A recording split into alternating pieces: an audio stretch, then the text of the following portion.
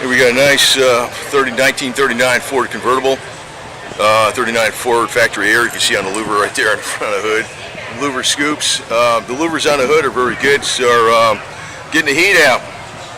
You know, having a scoop going the other way, you don't hit nothing. You really, air comes in there, and you're relieving some pressure. It's getting the heat out. The other thing is when you park it, you won't get the vapor lock as easy because you got those louvers on there, so the heat's escaping from the engine bay.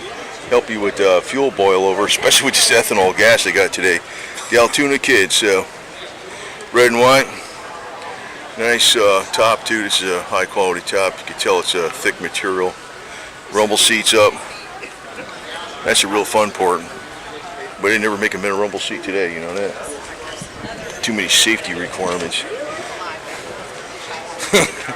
They didn't have a freaking back seat in a Jeep sometimes, I think. Well, the old ones.